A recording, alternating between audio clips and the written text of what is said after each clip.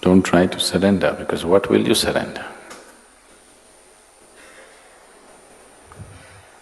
What is it that you're going to surrender? If you bend down, that is not surrender, that's good exercise.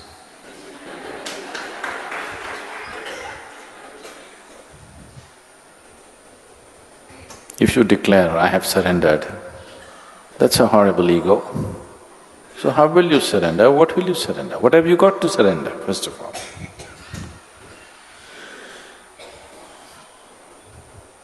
It is out of a certain realization that surrender happens.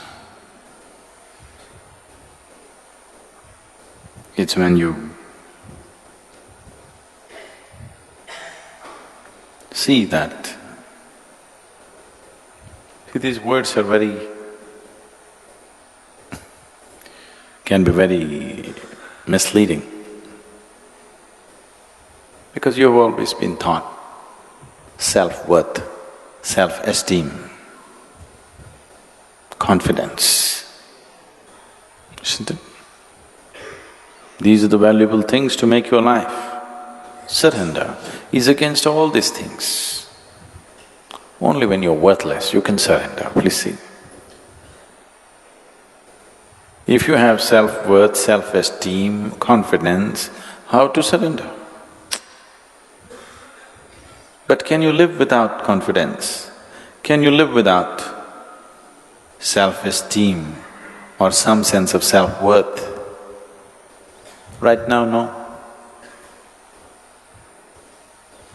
See, I have no sense of self-esteem or self-worth, that's why any moment I'm willing to… if necessary, next moment I'm willing to go, because I don't think this is worth anything. Personally, I don't think this is worth anything, keeping this on.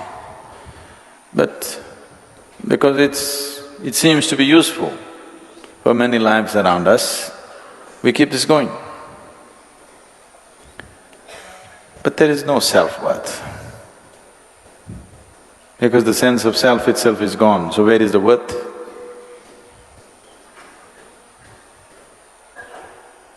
Self is not worth anything. And to that which is not worth anything, if you add esteem, that's lots of trouble. And because of this esteem, this worthless thing, if it becomes confident, that's real trouble. But for the sake of survival, because people believed, people only believed, it's not true. People believed unless you believe in yourself, you cannot survive. It's not true. It's not true in an essential way. But people believe that and it's become true for them. Because whatever you believe, if you add sufficient focus and emotion to it, it becomes real, you know. It becomes very real. All kinds of nonsensical belief systems around the world have become absolutely real for lots of people. Not for a small number of people, for a vast majority of population, it's become real.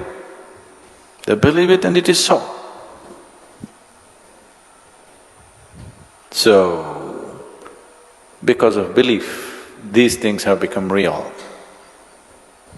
But whatever you believe and whatever you empower with your thoughts and your emotions has no existential basis. When you talk surrender, you're talking about passing from the limitations of one dimension to another. You knocked your head on the wall sufficiently, now you understand that unless you become like thin air, you will not pass. When you have realized this, that in your present form you will never pass, when you realize this, see, suppose you're imprisoned and the doors are thick and nothing happens, you can't go. There is a gutter, filthy gutter. If you crawl through this filth, you can get out to freedom. Will you choose to crawl through the filth or no? You will, right? Yes? If that's the route to freedom, through the most horrible filth you will crawl. It will go into your nostrils and your mouth and everywhere, but it doesn't matter. It leads you to freedom, so you will crawl through filth. That's surrender. That's surrender because you have realized you can't cross the prison wall standing. That is why you're crawling. So surrender is a certain realization that you realize in your present form, you cannot pass the gate. So you find a more intelligent way to pass. That will not come by cultivation. That will come only by a certain realization, either out of your intelligence or because life has ground you sufficiently, or that you're insane enough to fall in love in an unbridled way, not in a conditional way, not in a sensible way, not in a nice way, in an insane way.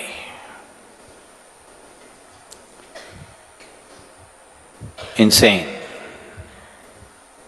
like a Ramakrishna or a Mirabai or a Mahadevi. There have been any number, these are the known names, there have been any number of them.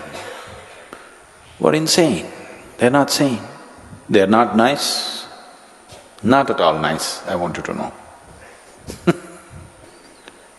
But they're fantastic. That which is fantastic need not be nice. Usually it's not nice.